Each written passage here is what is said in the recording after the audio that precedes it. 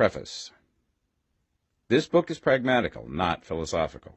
A practical manual, not a treatise upon theories. It is intended for the men and women whose most pressing need is for money, who wish to get rich first and philosophize afterward. It is for those who have, so far, found neither the time, the means, nor the opportunity to go deeply into the study of metaphysics, but who want results and who are willing to take the conclusions of science as a basis for action, without going into all the processes by which those conclusions were reached. It is expected that the reader will take the fundamental statements upon faith, just as he would take statements concerning a law of electrical action if they were promulgated by a Marconi or an Edison, and, taking the statements upon faith, that he will prove their truth by acting upon them without fear or hesitation. Every man or woman who does this will certainly get rich, for the science herein applied is an exact science, and failure is impossible. For the benefit, however, of those who wish to investigate philosophical theories and so secure a logical basis for faith, I will here cite certain authorities. The monistic theory of the universe, the theory that one is all and that all is one, that one substance manifests itself as the seeming many elements of the material world, is of Hindu origin, and has been gradually winning its way into the thought of the Western world for 200 years.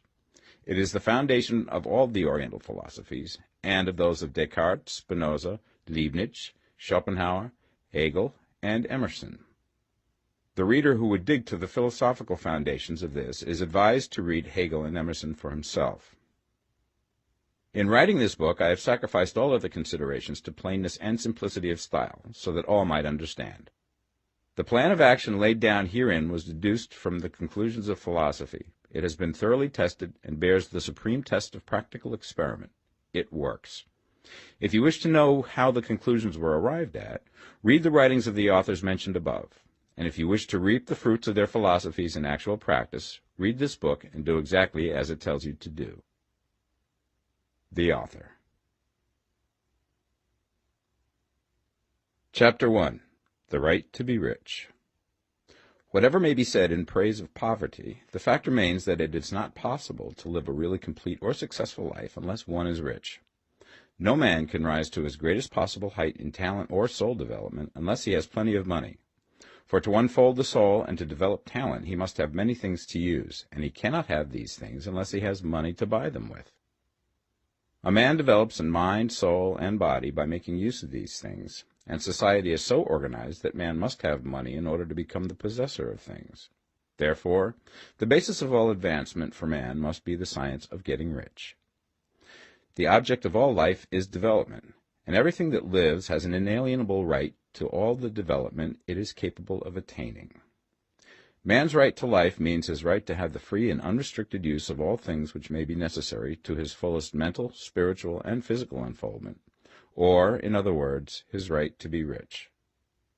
I shall not speak of riches in a figurative way. To be really rich does not mean to be satisfied or contented with a little. No man ought to be satisfied with little if he is capable of using and enjoying more. The purpose of nature is the advancement and unfoldment of life, and every man should have all that can contribute to the power, elegance, beauty, and richness of life. To be content with less is sinful. The man who owns all he wants for the living of all the life he is capable of living is rich, and no man who has not plenty of money can have all he wants. Life has advanced so far and become so complex that even the most ordinary man or woman requires a great amount of wealth in order to live in a manner that even approaches completeness. Every person naturally wants to become all that they are capable of becoming. This desire to realize innate possibilities is inherent in human nature. We cannot help wanting to be all that we can be. Success in life is becoming what you want to be. You can become what you want to be only by making use of things, and you can have the free use of things only as you become rich enough to buy them. To understand the science of getting rich is therefore the most essential of all knowledge. There is nothing wrong in wanting to get rich. The desire for riches is really the desire for a richer, fuller, and more abundant life, and that desire is praiseworthy. The man who does not desire to live more abundantly is abnormal, and so the man who does not desire to have money enough to buy all he wants is abnormal. There are three motives for which we live. We live for the body, we live for the mind, we live for the soul. No one of these is better or holier than the other. All are alike desirable, and no one of the three body, mind, or soul, can live fully if either of the others is cut short of full life and expression. It is not right or noble to live only for the soul and deny mind or body, and it is wrong to live for the intellect and deny body or soul. We are all acquainted with the loathsome consequences of living for the body and denying both mind and soul, and we see that real life means the complete expression of all that man can give forth through body, mind, and soul. Whatever he can say, no man can be really happy or satisfied unless his body is living fully in every function, and unless the same is true of his mind and his soul. Wherever there is unexpressed possibility, or function not performed, there is unsatisfied desire. Desire is possibility seeking expression, or function seeking performance. Man cannot live fully in body without good food, comfortable clothing, and warm shelter, and without freedom from excessive toil. Rest and recreation are also necessary to his physical life. He cannot live fully in mind without books and time to study them, without opportunity for travel and observation, or without intellectual companionship. To live fully in mind, he must have intellectual recreations, and must surround himself with all the objects of art and beauty he is capable of using and appreciating. To live fully in soul, man must have love, and love is denied expression by poverty. A man's highest happiness is found in the bestowal of benefits on those he loves. Love finds its most natural and spontaneous expression in giving. The man who has nothing to give cannot fill his place as a husband or father, as a citizen or as a man. It is in the use of material things that a man finds full life for his body, develops his mind, and unfolds his soul. It is therefore of supreme importance to him that he should be rich. It is perfectly right that you should desire to be rich. If you are a normal man or woman, you cannot help doing so. It is perfectly right that you should give your best attention to the science of getting rich, for it is the noblest and most necessary of all studies. If you neglect this study, you are derelict in your duty to yourself, to God, and humanity, for you can render to God and humanity no greater service than to make the most of yourself. Chapter 2. There is a science of getting rich. There is a science of getting rich, and it is an exact science, like algebra or arithmetic. There are certain laws which govern the process of acquiring riches. Once these laws are learned and obeyed by any man, he will get rich with mathematical certainty. The ownership of money and property comes as a result of doing things in a certain way. Those who do things in this certain way, whether on purpose or accidentally, get rich, while those who do not do things in this certain way, no matter how hard they work or how able they are, remain poor. It is a natural law that like causes always produce like effects, and therefore any man or woman who learns to do things in this certain way will infallibly get rich. That the above statement is true is shown by the following facts. Getting rich is not a matter of environment, for if it were, all the people in certain neighborhoods would become wealthy, the people of one city would all be rich, while those of other towns would all be poor, or the inhabitants of one state would roll in wealth and those of an adjoining state would be in poverty. But everywhere we see rich and poor living side by side, in the same environment, and often engaged in the same vocations. When two men are in the same locality and in the same business, and one gets rich while the other remains poor, it shows that getting rich is not primarily a matter of environment. Some environments may be more favorable than others, but when two men in the same business are in the same neighborhood, and one gets rich while the other fails, it indicates that getting rich is the result of doing things in a certain way. And further, the ability to do things in this certain way is not due solely to the possession of talent, for many people who have great talent remain poor, while others who have very little talent get rich. Studying the people who have gotten rich, we find that they are an average lot in all respects, having no greater talents and abilities than other men. It is evident that they do not get rich because they possess talents and abilities that other men have not, but because they happen to do things in a certain way. Getting rich is not the result of saving or thrift. Many very penurious people are poor, while free spenders often get rich. Nor is getting rich due to doing things which others fail to do. For two men in the same business often do almost exactly the same things, and one gets rich while the other remains poor or becomes bankrupt. From all these things, we must come to the conclusion that getting rich is the result of doing things in a certain way. If getting rich is the result of doing things in a certain way, then any man or woman who can do things in that way can become rich, and the whole matter is brought within the domain of exact science. The question arises here whether this certain way may not be so difficult that only a few may follow it. This cannot be true, as we have seen, so far as natural ability is concerned. Talented people get rich, and blockheads get rich. Intellectually brilliant people get rich, and very stupid people get rich.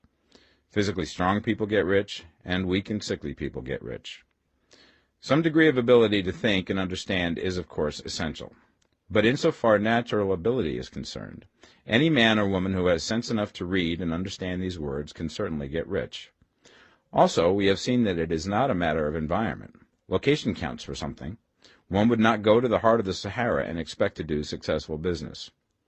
Getting rich involves the necessity of dealing with men and of being where there are people to deal with. And if these people are inclined to deal in the way that you want to deal, so much the better. But that is about as far as environment goes. If anybody else in your town can get rich, so can you. And if anybody else in your state can get rich, so can you. Again, it is not a matter of choosing some particular business or profession. People get rich in every business and in every profession, while their next-door neighbors in the same vocation remain in poverty. It is true that you will do best in a business which you like and which is congenial to you. And if you have certain talents which are well developed, you will do best in a business which calls for the exercise of those talents. Also, you will do best in a business which is suited to your locality. An ice cream parlor would do better in a warm climate than in Greenland, and a salmon fishery will succeed better in the Northwest than in Florida, where there are no salmon. But aside from these general limitations, getting rich is not dependent upon your engaging in some particular business, but upon your learning to do things in a certain way. If you are now in business and anybody else in your locality is getting rich in the same business, while you are not getting rich, it is because you are not doing things in the same way that the other person is doing them. No one is prevented from getting rich by lack of capital. True, as you get capital, the increase becomes more easy and rapid, but one who has capital is already rich and does not need to consider how to become so. No matter how poor you may be, if you begin to do things in a certain way, you will begin to get rich, and you will begin to have capital. The getting of capital is a part of the process of getting rich, and it is a part of the result which invariably follows the doing of things in a certain way. You may be the poorest man on the continent and be deeply in debt. You may have neither friends, influence, nor resources, but if you begin to do things in this way, you must infallibly begin to get rich, for the like causes must produce like effects. If you have no capital, you can get capital. If you're in the wrong business, you can get into the right business. If you're in the wrong location, you can go to the right location, and you can do so by beginning in your present business and in your present location, to do things in the certain way which causes success. Chapter 3. Is opportunity monopolized? No man is kept poor because opportunity has been taken away from him, because other people have monopolized the wealth and have put a fence around it. You may be shut off from engaging in business in certain lines, but there are other channels open to you. Probably it would be hard for you to get control of any of the great railroad systems. That field is pretty well monopolized, but the electric railway business is still in its infancy and offers plenty of scope for enterprise, and it will be but a very few years until traffic and transportation through the air will become a great industry, and in all its branches will give employment to hundreds of thousands and perhaps to millions of people. Why not turn your attention to the development of aerial transportation, instead of competing with J.J. Hill and others for a chance in the steam railway world?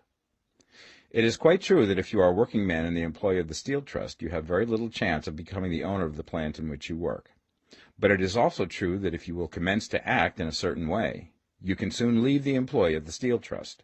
You can buy a farm from 10 to 40 acres and engage in business as a producer of foodstuffs. There is great opportunity at this time for men who will live upon small tracts of land and cultivate the same intensively. Such men will certainly get rich. You may say that it is impossible for you to get the land, but I'm going to prove to you that it is not impossible, and that you can certainly get a farm if you will go to work in a certain way. At different periods, the tide of opportunity sets in different directions, according to the needs of the whole, and the particular stage of social evolution which has been reached. At present, in America, it is setting towards agricultural and the allied industries and professions. Today, opportunity is open before the factory worker in his line. It is open before the businessman who supplies the farmer more than before the one who supplies the factory worker, and before the professional man who waits upon the farmer more than before the one who serves the working class. There is an abundance of opportunity for the man who will go with the tide instead of trying to swim against it. So the factory workers, either as individuals or as a class, are not deprived of opportunity. The workers are not being kept down by their masters. They are not being ground by the trusts and combinations of capital. As a class, they are where they are because they do not do things in a certain way. If the workers of America chose to do so, they could follow the example of their brothers in Belgium and other countries and establish great department stores and cooperative industries. They could elect men of their own class to office and pass laws favoring the development of such cooperative industries, and in a few years they could take peaceable possession of the industrial field. The working class may become the master class whenever they will begin to do things in a certain way. The law of wealth is the same for them as it is for all others. This they must learn, and they will remain where they are as long as they continue to do as they do. The individual worker, however, is not held down by the ignorance or the mental slothfulness of his class. He can follow the tide of opportunity to riches, and this book will tell him how. No one is kept in poverty by a shortness in the supply of riches. There is more than enough for all. A palace as large as the Capitol in Washington might be built for every family on earth from the building material in the United States alone. And under intensive cultivation, this country would produce wool, cotton, linen, and silk enough to clothe each person in the world finer than Solomon was arrayed in all his glory, together with food enough to feed them all luxuriously. The visible supply is practically inexhaustible, and the invisible supply really is inexhaustible. Everything you see on earth is made from one original substance, out of which all things proceed. New forms are constantly being made, and older ones are dissolving, but all are shapes assumed by one thing. There is no limit to the supply of formless stuff or original substance. The universe is made out of it, but it was not all used in making the universe.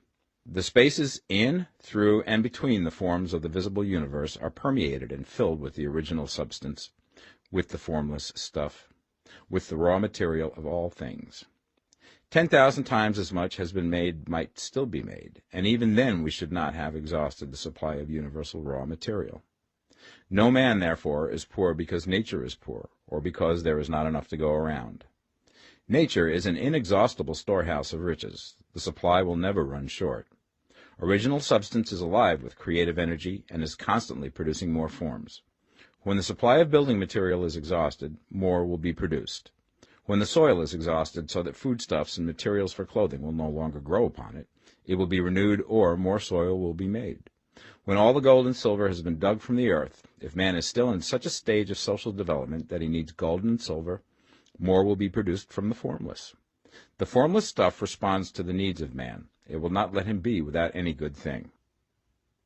This is true of man collectively. The race as a whole is always abundantly rich, and if individuals are poor, it is because they do not follow the certain way of doing things which makes the individual man rich.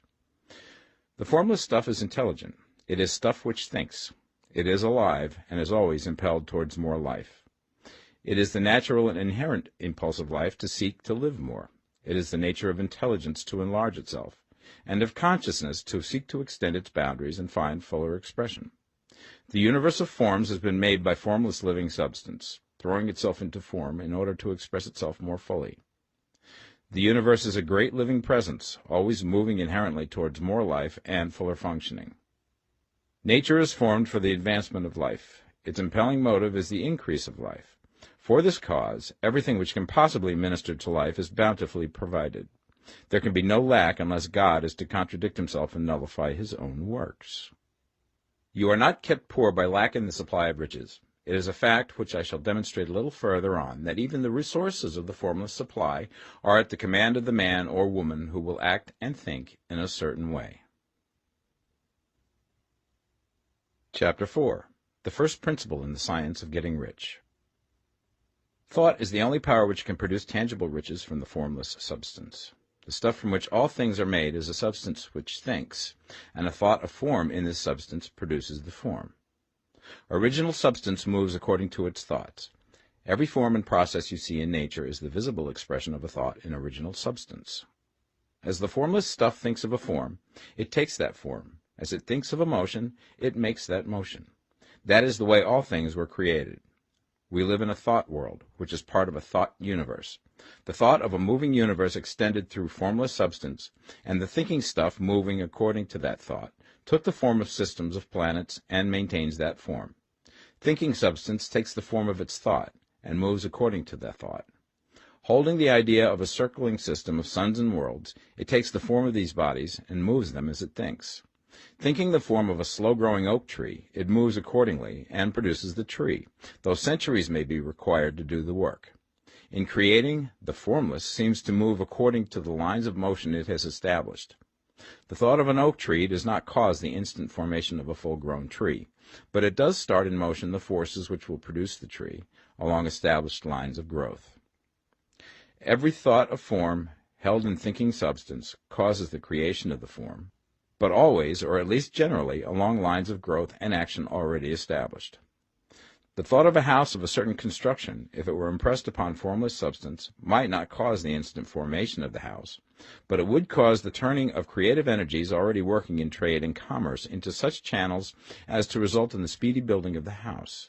And if there were no existing channels through which the creative energy could work, then the house would be formed directly from primal substance, without waiting for the slow processes of the organic and inorganic world. No thought of form can be impressed upon original substance without causing the creation of the form. Man is a thinking center and can originate thought. All the forms that man fashions with his hands must first exist in his thought. He cannot shape a thing until he has thought that thing. And so far, man has confined his efforts wholly to the work of his hands. He has applied manual labor to the world of forms, seeking to change or modify those already existing. He has never thought of trying to cause the creation of new forms by impressing his thoughts upon formless substance. When man has a thought form, he takes material from the forms of nature and makes an image of the form which is in his mind. He has so far made little or no effort to cooperate with formless intelligence, to work with the Father. He has not dreamed that he can do what he seeth the Father doing. Man reshapes and modifies existing forms by manual labor. He has given no attention to the question whether he may not produce things from formless substance by communicating his thoughts to it. We propose to prove that he may do so, to prove that any man or woman may do so, and to show how. As our first step, we must lay down the three fundamental propositions. First, we assert that there is one original formless stuff, or substance, from which all things are made. All the seemingly many elements are but different presentations of one element. All the many forms found in organic and inorganic nature are but different shapes, made from the same stuff. And this stuff is thinking stuff. A thought held in it produces the form of the thought. Thought, in thinking substance, produces shapes. Man is a thinking center, capable of original thought. If a man can communicate his thought to original thinking substance, he can cause the creation or formation of the thing he thinks about. To summarize this, there is a thinking stuff from which all things are made, and which, in its original state, permeates, penetrates, and fills the interspaces of the universe. A thought in this substance produces the thing that is imaged by the thought. Man can form things in his thought, and, by impressing his thought upon formless substance, can cause the thing he thinks about to be created. It may be asked if I can prove these statements, and without going into details, I answer that I can do so, both by logic and experience. Reasoning back from the phenomena of form and thought, I come to one original thinking substance, and reasoning forward from that thinking substance, I come to man's power to cause the formation of the thing he thinks about. And by experiment, I find the reasoning true, and this is my strongest proof. If one man who reads this book gets rich by doing what it tells him to do, that is evidence in support of my claim. But if every man who does what it tells him to do gets rich, that is proof positive until someone goes through the process and fails. The theory is true until the process fails, and this process will not fail. For every man who does exactly what this book tells him to do will get rich. I have said that men get rich by doing things in a certain way. And in order to do so, men must become able to think in a certain way. A man's way of doing things is the direct result of the way he thinks about things. To do things in a way that you want to do them, you will have to acquire the ability to think the way you want to think. This is the first step towards getting rich. To think what you want to think is to think truth, regardless of appearances.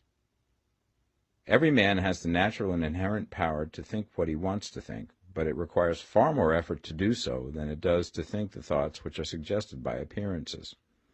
To think according to appearance is easy. To think truth regardless of appearances is laborious, and requires the expenditure of more power than any other work man is called upon to perform. There is no labor from which most people shrink as they do from that of sustained and consecutive thought. It is the hardest work in the world. This is especially true when truth is contrary to appearances. Every appearance in the visible world tends to produce a corresponding form in the mind which observes it, and this can only be prevented by holding the thought of the truth. To look upon the appearance of disease will produce the form of disease in your own mind and ultimately in your body, unless you hold the thought of the truth, which is that there is no disease. It is only an appearance, and the reality is health. To look upon the appearances of poverty will produce corresponding forms in your own mind, unless you hold to the truth that there is no poverty, there is only abundance. To think health when surrounded by the appearance of disease, or to think riches when in the midst of appearances of poverty, requires power, but he who acquires this power becomes a master mind. He can conquer fate. He can have what he wants. This power can only be acquired by getting hold of the basic fact which is behind all appearances, and that fact is that there is one thinking substance, from which and by which all things are made. Then we must grasp the truth that every thought held in this substance becomes a form, and that man can so impress his thoughts upon it as to cause them to take form and become visible things. When we realize this, we lose all doubt and fear, for we know that we can create what we want to create, and we can get what we want to have, and can become what we want to be. As a first step towards getting rich, you must believe the three fundamental statements given previously in this chapter, and in order to emphasize them, I repeat them here. There is a thinking stuff from which all things are made, and which, in its original state, permeates, penetrates, and fills the interspaces of the universe. A thought in this substance produces the thing that is imaged by the thought. Man can form things in his thought, and, by impressing his thought upon formless substance, can cause the thing he thinks about to be created. You must lay aside all other concepts of the universe than this monistic one, and you must dwell upon this until it is fixed in your mind and has become your habitual thought. Read these creed statements over and over again. Fix every word upon your memory, and meditate upon them until you firmly believe what they say. If a doubt comes to you, cast it aside as a sin. Do not listen to arguments against this idea. Do not go to churches or lectures where a contrary concept of things is taught or preached. Do not read magazines or books which teach a different idea. If you get mixed up in your faith, all your efforts will be in vain. Do not ask why these things are true, nor speculate as to how they can be true. Simply take them on trust. The science of getting rich begins with the absolute acceptance of this faith. Chapter 5. Increasing Life. You must get rid of the last vestige of the old idea that there is a deity whose will it is that you should be poor, or whose purposes may be served by keeping you in poverty. The intelligent substance which is all, and in all, which lives in all and lives in you, is a consciously living substance. Being a consciously living substance, it must have the nature and inherent desire of every living intelligence for increase of life. Every living thing must continually seek for the enlargement of its life, because life, in the mere act of living, must increase itself. A seed, dropped into the ground, springs into activity, and in the act of living produces 100 more seeds. Life, by living, multiplies itself. It is forever becoming more. It must do so if it continues to be at all.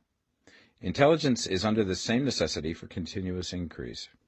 Every thought we think makes it necessary for us to think another thought. Consciousness is continually expanding.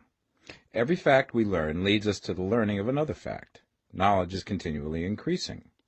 Every talent we cultivate brings to the mind the desire to cultivate another talent. We are subject to the urge of life, seeking expression, which ever drives us on to know more, to do more, and to be more. In order to know more, do more, and be more, we must have more. We must have things to use, for we learn and do and become only by using things. We must get rich so that we can live more. The desire for riches is simply the capacity for larger life seeking fulfillment.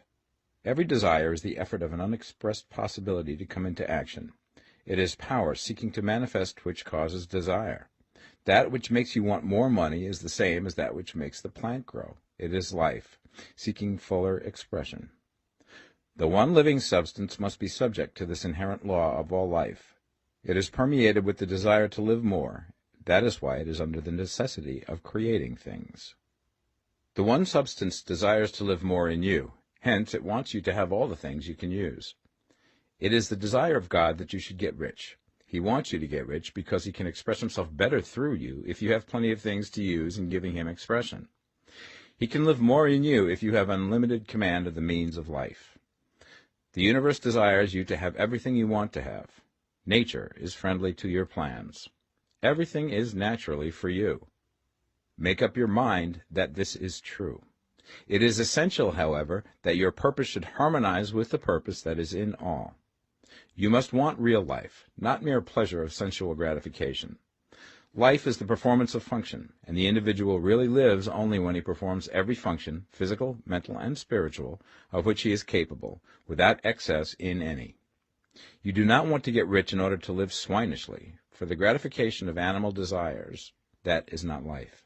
But the performance of every physical function is a part of life, and no one lives completely who denies the impulses of the body a normal and healthful expression.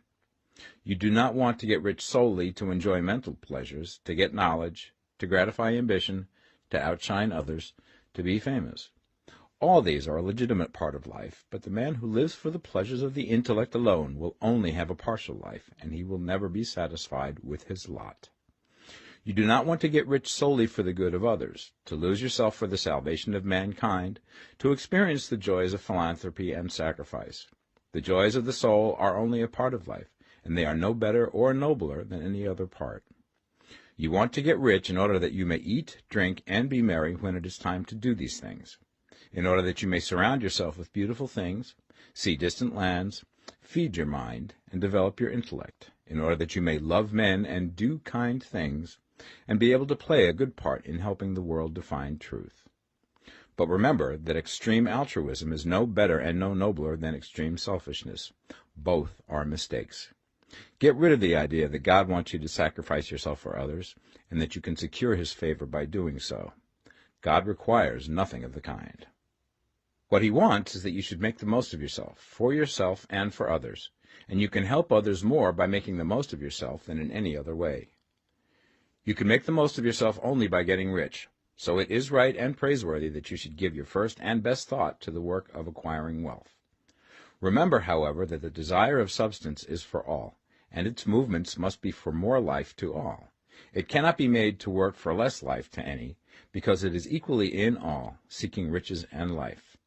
Intelligent substance will make things for you, but it will not take things away from someone else and give them to you.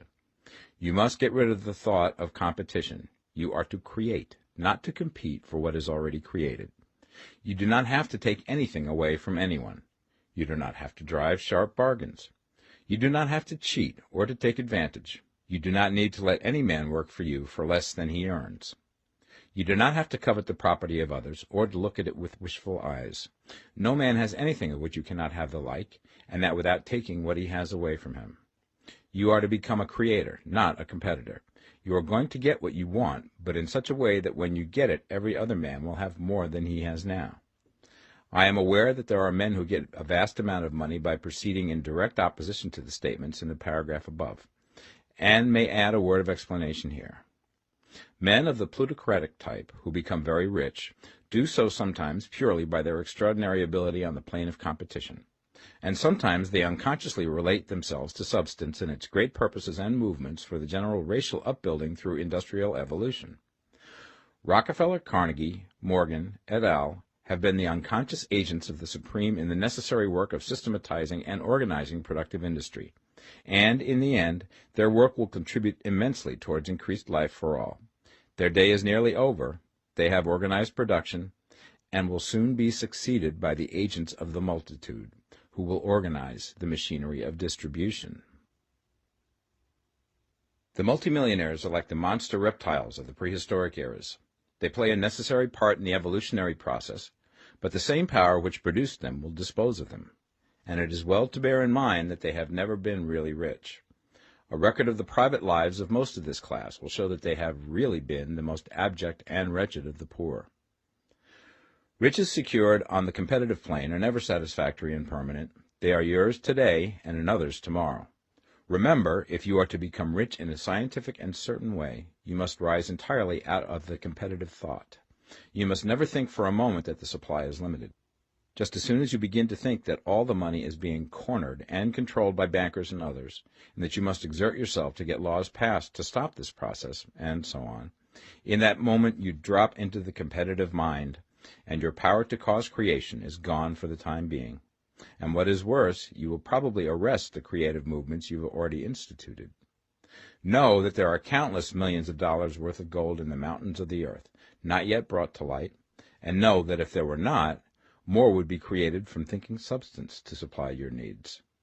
Know that the money you need will come, even if it is necessary for 1,000 men to be led to the discovery of new gold mines tomorrow. Never look at the visible supply.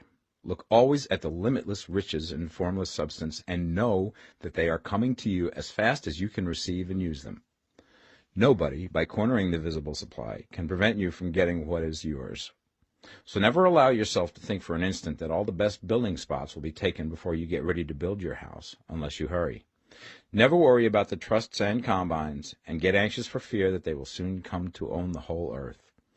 Never get afraid that you will lose what you want because some other person beat you to it. That cannot possibly happen. You are not seeking anything that is possessed by anybody else. You are causing what you want to be created from formless substance, and the supply is without limits. Stick to the formulated statement. There is a thinking stuff from which all things are made, and which, in its original state, permeates, penetrates, and fills the interspaces of the universe. A thought in this substance produces the thing that is imaged by the thought. Man can form things in his thought, and by impressing his thought upon formless substance, can cause the thing he thinks about to be created. Chapter 6. How Riches Come to You. When I say that you do not have to drive sharp bargains, I do not mean that you do not have to drive any bargains at all, or that you are above the necessity for having any dealings with your fellow men. I mean that you will not need to deal with them unfairly. You do not have to get something for nothing, but can give to every man more than you take from him. You cannot give every man more in cash market value than you take from him, but you can give him more in use value than the cash value of the thing you take from him. The paper, ink, and other material in this book may not be worth the money you pay for it, but if the ideas suggested by it bring you thousands of dollars, you have not been wronged by those who sold it to you. They have given you a great use value for a small cash value. Let us suppose that I own a picture by one of the great artists, which in any civilized community is worth thousands of dollars. I take it to Baffin Ray, and by salesmanship induce an Eskimo to give a bundle of furs worth $500 for it. I have really wronged him, for he has no use for the picture. It has no value to him. It will not add to his life. But suppose I give him a gun worth $50 for his furs. Then he has made a good bargain. He has use for the gun. It will get him many more furs and much food.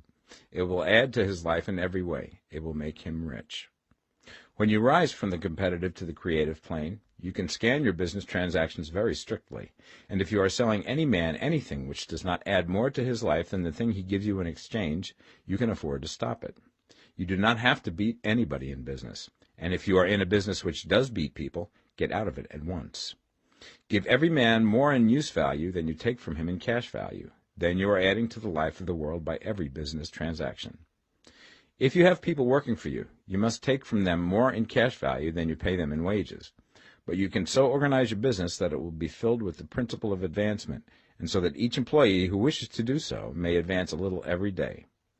You can make your business do for your employees what this book is doing for you.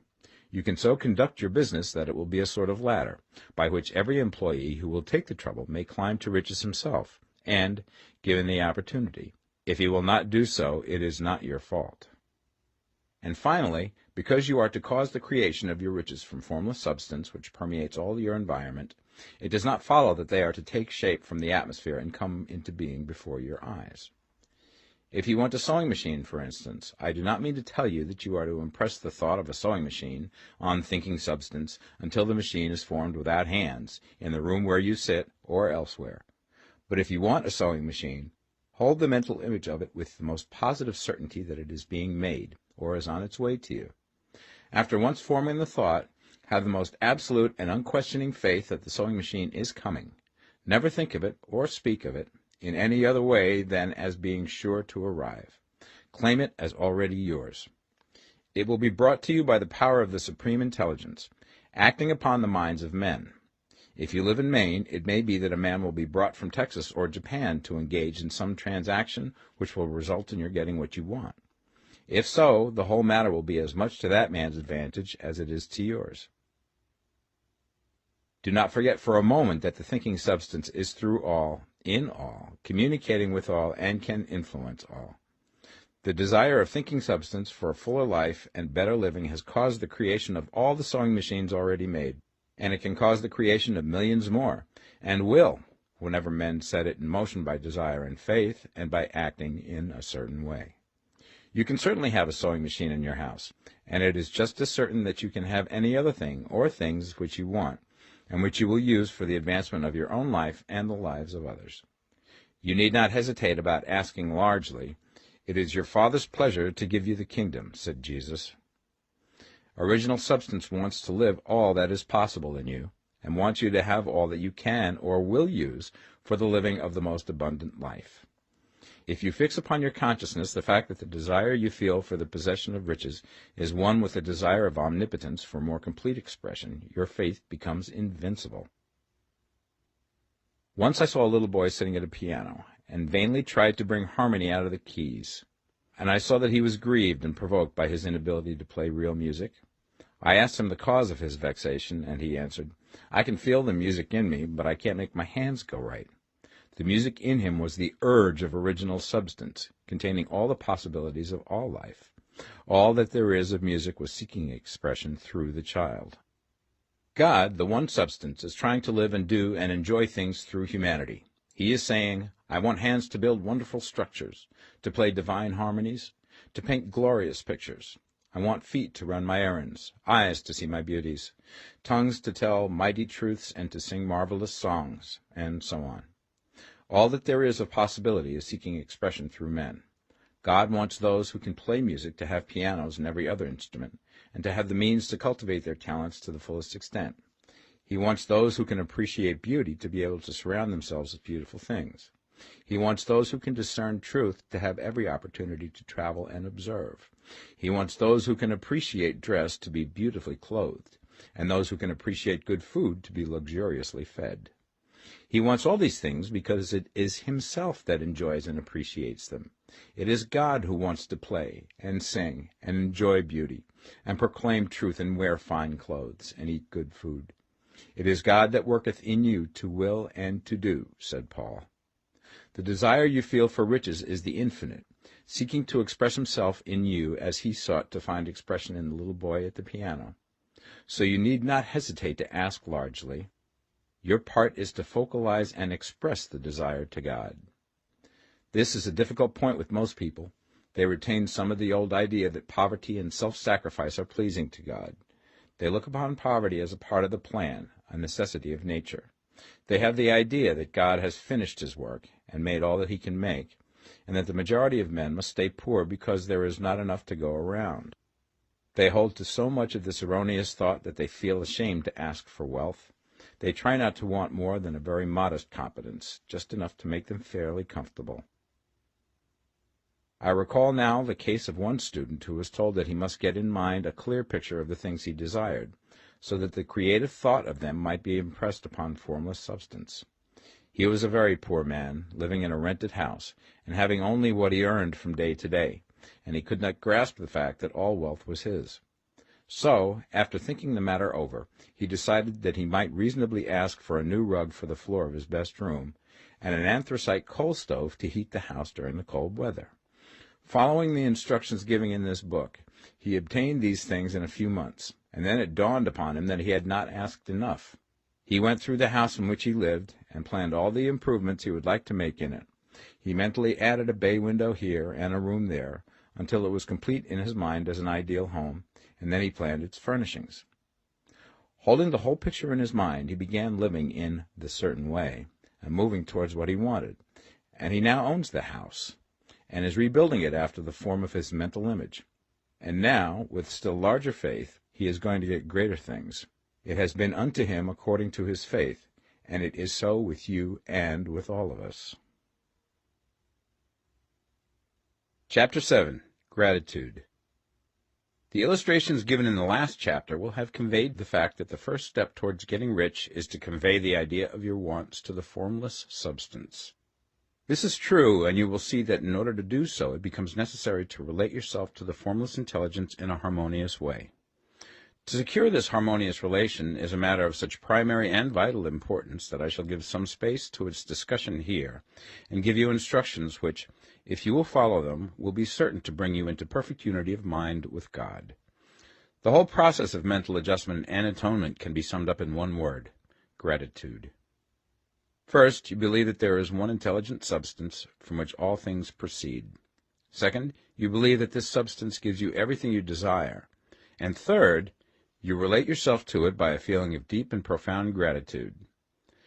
Many people who order their lives rightly in all other ways are kept in poverty by their lack of gratitude. Having received one gift from God, they cut the wires which connect them with Him by failing to make acknowledgment. It is easy to understand that the nearer we live to the source of wealth, the more wealth we shall receive. And it is easy also to understand that the soul that is always grateful lives in closer touch with God than the one which never looks to Him in thankful acknowledgment. The more gratefully we fix our minds on the Supreme when good things come to us, the more good things we will receive, and the more rapidly they will come. And the reason simply is that the mental attitude of gratitude draws the mind into closer touch with the source from which the blessings come. If it is a new thought to you that gratitude brings your whole mind into closer harmony with the creative energies of the universe, consider it well, and you will see that it is true. The good things you already have come to you along the line of obedience to certain laws. Gratitude will lead your mind out along the ways by which things come, and it will keep you in close harmony with creative thought and prevent you from falling into competitive thought. Gratitude alone can keep you looking towards the all, and prevent you from falling into the error of thinking of the supply as limited, and to do that would be fatal to your hopes. There is a law of gratitude, and it is absolutely necessary that you should observe the law if you are to get the results you seek. The law of gratitude is the natural principle that action and reaction are always equal, and in opposite directions. The grateful outreaching of your mind in thankful praise to the Supreme is a liberation or expenditure of force. It cannot fail to reach that to which it is addressed, and the reaction is an instantaneous movement towards you. Draw nigh unto God, and He will draw nigh unto you. That is a statement of psychological truth.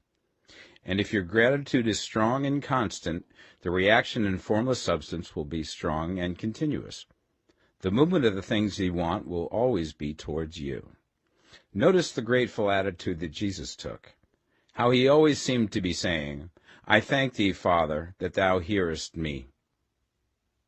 You cannot exercise much power without gratitude, for it is gratitude that keeps you connected with power.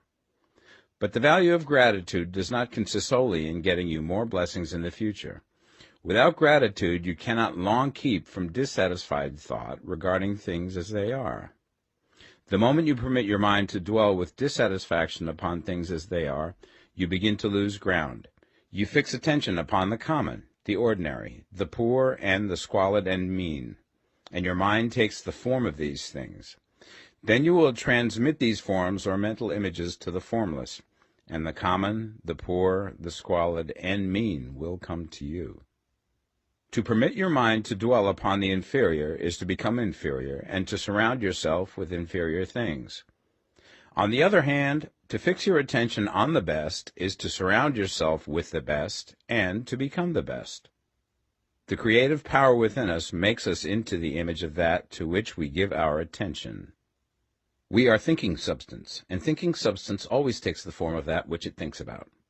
The grateful mind is constantly fixed upon the best. Therefore it tends to become the best. It takes the form or character of the best and will receive the best. Also, faith is born of gratitude. The grateful mind continually expects good things, and expectation becomes faith. The reaction of gratitude upon one's own mind produces faith, and every outgoing wave of grateful thanksgiving increases faith. He who has no feeling of gratitude cannot long retain a living faith. And without a living faith, you cannot get rich by the creative method, as we shall see in the following chapters. It is necessary, then, to cultivate the habit of being grateful for every good thing that comes to you, and to give thanks continuously. And because all things have contributed to your advancement, you should include all things in your gratitude. Do not waste time thinking or talking about the shortcomings or wrong actions of plutocrats or trust magnates. Their organization of the world has made your opportunity. All you get really comes to you because of them. Do not rage against corrupt politicians. If it were not for politicians, we should fall into anarchy, and your opportunity would be greatly lessened. God has worked a long time and very patiently to bring us up to where we are in industry and government, and he is going right on with his work. There is not the least doubt that he will do away with plutocrats, trust magnates, captains of industry, and politicians as soon as they can be spared. But in the meantime, behold, they are all very good. Remember that they are all helping to arrange the lines of transmission along which your riches will come to you, and be grateful to them all. This will bring you into harmonious relations with the good in everything, and the good in everything will move toward you.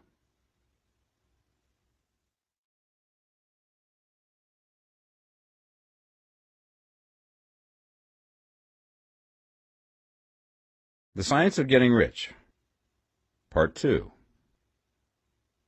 Chapter 8. Thinking in the Certain Way. You must form a clear and definite mental picture of what you want. You cannot transmit an idea unless you have it yourself. You must have it before you can give it, and many people fail to impress thinking substance because they have themselves only a vague and misty concept of the things they want to do, to have, or to become. It is not enough that you should have a general desire for wealth to do good with. Everybody has that desire.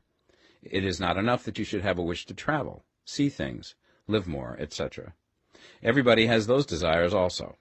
If you were going to send a wireless message to a friend, you would not send the letters of the alphabet in their order and let him construct the message for himself, nor would you take words at random from the dictionary. You would send a coherent sentence, one which meant something.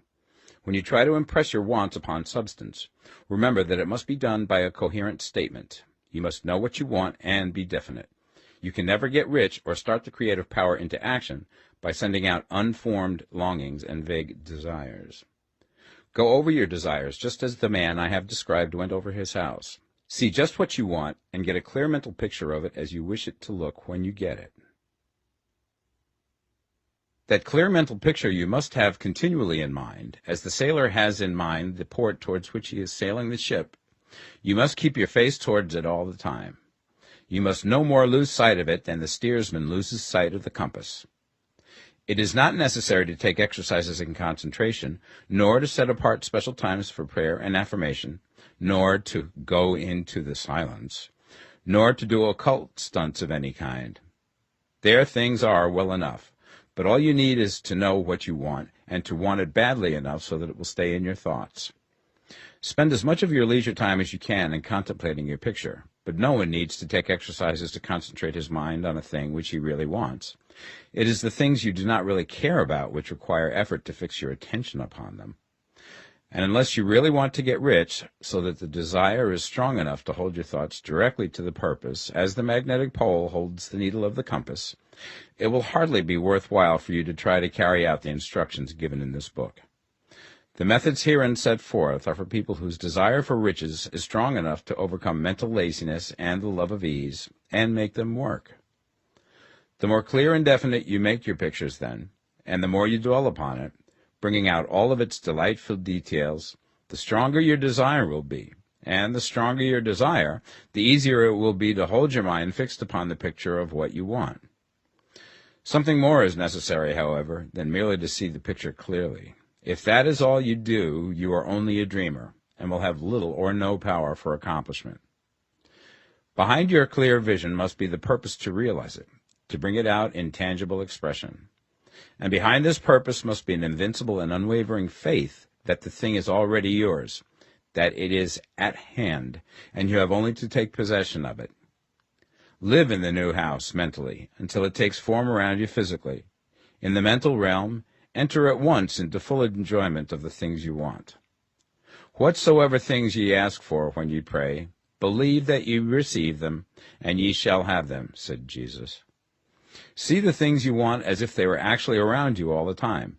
See yourself as owning and using them. Make use of them in imagination, just as you will use them when they are your tangible possessions. Dwell upon your mental picture until it is clear and distinct, and then take the mental attitude of ownership towards everything in that picture. Take possession of it in mind, in the full faith that it is actually yours.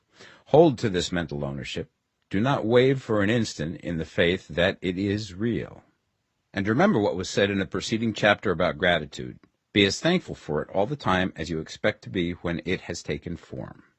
The man who can sincerely thank God for the things which as yet he owns only in imagination has real faith. He will get rich. He will cause the creation of whatsoever he wants. You do not need to pray repeatedly for things you want. It is not necessary to tell God about it every day. Use not vain repetitions as the heathens do, said Jesus to his pupils. For your Father knoweth that ye have need of these things before ye ask him. Your part is to intelligently formulate your desires for the things which make for a larger life, and to get these desires arranged into a coherent whole, and then to impress this whole desire upon the formless substance, which has the power and the will to bring you what you want. You do not make this impression by repeating strings of words. You make it by holding the vision with unshakable purpose to attain it, and with steadfast faith that you do attain it. The answer to your prayer is not according to your faith while you are talking, but according to your faith while you are working. You cannot impress the mind of God by having a special Sabbath day set apart to tell him what you want, and then forgetting him during the rest of the week. You cannot impress him by having special hours to go into your closet and pray, if you then dismiss the matter from your mind until the hour of prayer comes again. Oral prayer is well enough, and has its effect, especially upon yourself, in clarifying your vision and strengthening your faith.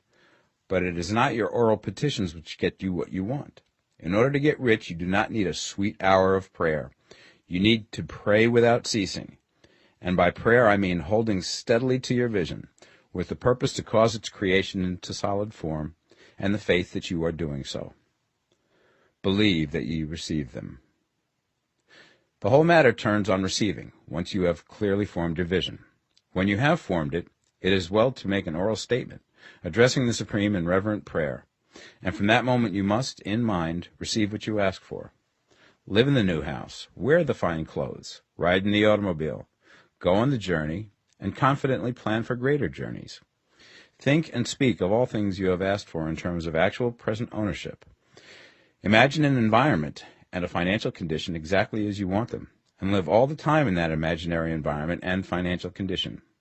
Mind, however, that you do not do this as a mere dreamer and castle builder. Hold to the faith that the imaginary is being realized, and to the purpose to realize it. Remember that it is faith and purpose in the use of imagination which makes the difference between the scientist and the dreamer. And having learned this fact, it is here that you must learn the proper use of the will. Chapter 9. How to use the will. To set about getting rich in a scientific way, you do not try to apply your willpower to anything outside of yourself. You have no right to do so anyway. It is wrong to apply your will to other men and women in order to get them to do what you wish done. It is as flagrantly wrong to coerce people by mental power as it is to coerce them by physical power. If compelling people by physical force to do things for you reduces them to slavery, compelling them by mental means accomplishes exactly the same thing. The only difference is in methods. If taking things from people by physical force is robbery, then taking things by mental force is robbery also. There is no difference in principle. You have no right to use your willpower upon another person, even for his own good, for you do not know what is for his good. The science of getting rich does not require you to apply power or force to any other person in any way whatsoever. There is not the slightest necessity for doing so. Indeed, any attempt to use your will upon others will only tend to defeat your purpose. You do not need to apply your will to things in order to compel them to come to you. That would simply be trying to coerce God and would be foolish and useless, as well as irreverent. You do not have to compel God to give you good things, any more than you have to use your willpower to make the sun rise. You do not have to use your willpower to conquer an unfriendly deity, or to make stubborn and rebellious forces do your bidding. Substance is friendly to you, and is more anxious to give you what you want than you are to get it. To get rich, you need only to use your willpower upon yourself. When you know what to think and do, then you must use your will to compel yourself to think and do the right things. That is the legitimate use of the will in getting what you want, to use it in holding yourself to the right course. Use your will to keep yourself thinking and acting in the certain way. Do not try to project your will or thoughts or your mind out into space to act on things or people. Keep your mind at home. It can accomplish more there than elsewhere. Use your mind to form a mental image of what you want and to hold that vision with faith and purpose, and use your will to keep your mind working in the right way. The more steady and continuous your faith and purpose, the more rapidly you will get rich, because you will make only positive impressions upon substance, and you will not neutralize or offset them by negative impressions. The picture of your desires, held with faith and purpose, is taken up by the formless, and permeates it to great distances throughout the universe, for all I know. As this impression spreads, all things are set moving towards its realizations. Every living thing, every inanimate thing, and the things yet uncreated, are stirred towards bringing into being that which you want. All forces begin to be exerted in that direction. All things begin to move towards you. The minds of people everywhere are influenced towards doing the things necessary to the fulfilling of your desires, and they work for you unconsciously. But you can check all this by starting a negative impression in the formless substance. Doubt or unbelief is as certain to start a movement away from you as faith and purpose are to start one towards you. It is by not understanding this that most people who try to make use of mental science in getting rich make their failure. Every hour and moment you spend in giving heeds to doubts and fears. Every hour you spend in worry, every hour in which your soul is possessed by unbelief, sets a current away from you in the whole domain of intelligent substance. All the promises are unto them that believe, and unto them only. Notice how insistent Jesus was upon this point of belief, and now you know the reason why. Since belief is all important, it behooves you to guard your thoughts, and as your beliefs will be shaped to a very great extent by the things you observe and think about, it is important that you should command your attention. And here the will comes into use, for it is by your will that you determine upon what things your attention shall be fixed. If you want to become rich, you must not make a study of poverty. Things are not brought into being by thinking about their opposites. Health is never to be attained by studying disease and thinking about disease. Righteousness is not to be promoted by studying sin and thinking about sin. And no one ever got rich by studying poverty and thinking about poverty. Medicine as a science of disease has increased disease. Religion as a science of sin has promoted sin. And economics as a study of poverty will fill the world with wretchedness and want. Do not talk about poverty. Do not investigate it or concern yourself with it. Never mind what its causes are. You have nothing to do with them. What concerns you is the cure. Do not spend your time in charitable work or charity movements. All charity only tends to perpetuate the wretchedness it aims to eradicate. I do not say that you should be hard-hearted or unkind and refuse to hear the cry of need, but you must not try to eradicate poverty in any of the conventional ways. Put poverty behind you, and put all that pertains to it behind you, and make good. Get rich. That is the best way you can help the poor. And you cannot hold the mental image which is to make you rich if you fill your mind with pictures of poverty. Do not read books or papers which give circumstantial accounts of the wretchedness of the tenement dwellers, of the horrors of child labor, and so on. Do not read anything which fills your mind with gloomy images of want and suffering. You cannot help the poor in the least by knowing about these things, and the widespread knowledge of them does not tend at all to do away with poverty. What tends to do away with poverty is not getting the pictures of poverty into your mind, but getting pictures of wealth into the minds of the poor. You are not deserting the poor in their misery when you refuse to allow your mind to be filled with pictures of that misery. Poverty can be done away with, not by increasing the number of well-to-do people who think about poverty, but by increasing the number of poor people who purpose with faith to get rich. The poor do not need charity, they need inspiration, Charity only sends them a loaf of bread to keep them alive in their wretchedness, or give them an entertainment to make them forget for an hour or two. But inspiration will cause them to rise out of their misery. If you want to help the poor, demonstrate to them that they can become rich. Prove it by getting rich yourself. The only way in which poverty will ever be banished from this world is by getting a large and constantly increasing number of people to practice the teachings of this book. People must be taught to become rich by creation, not by competition. Every man who becomes rich by competition throws down behind him the ladder by which he rises and keeps others down. But every man who gets rich by creation opens a way for thousands to follow him and inspires them to do so. You are not showing hardness of heart or an unfeeling disposition when you refuse to pity poverty, see poverty, read about poverty, or think or talk about it, or to listen to those who do talk about it. Use your willpower to keep your mind off the subject of poverty and to keep it fixed with faith and purpose on the vision of what you want.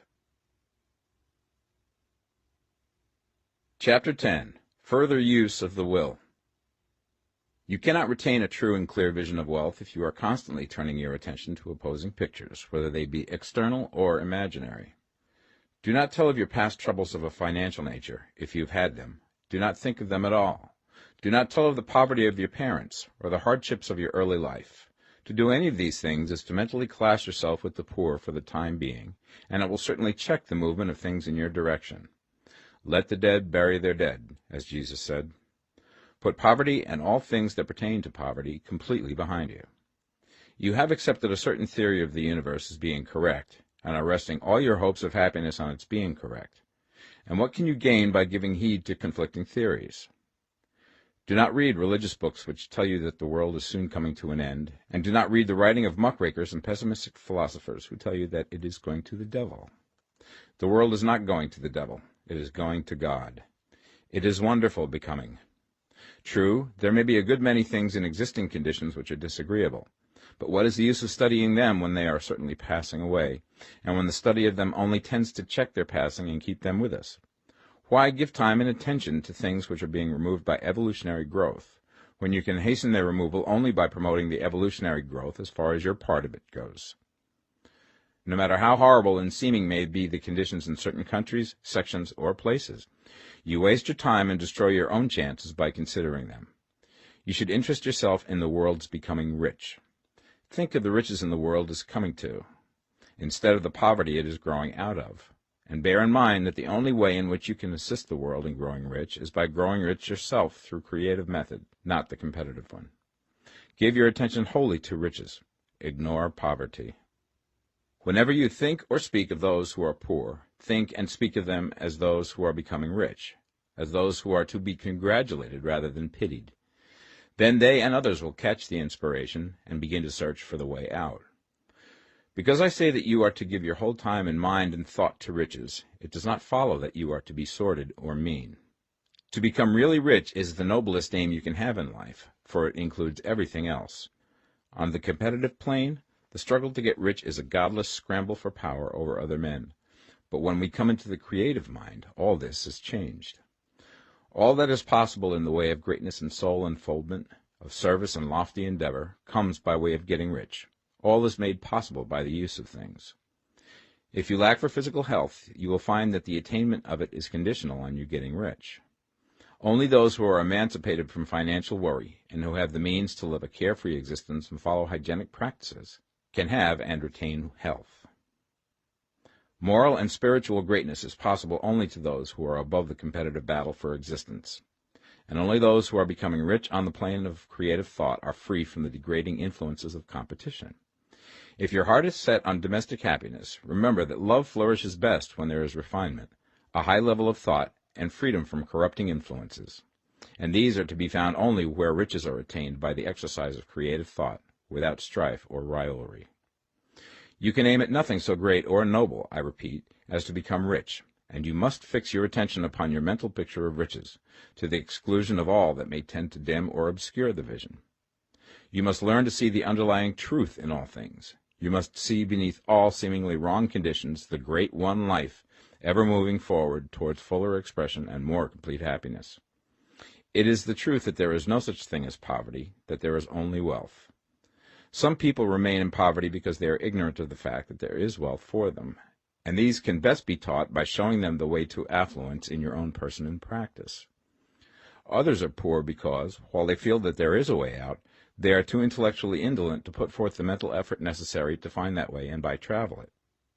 Others still are poor because, while they have some notion of science, they have become so swamped and lost in the maze of metaphysical and occult theories that they do not know which road to take. They try a mixture of many systems and fail in all. For these, again, the very best thing to do is to show the right way in your own person and practice. An ounce of doing things is worth a pound of theorizing. The very best thing you can do for the whole world is to make the most of yourself.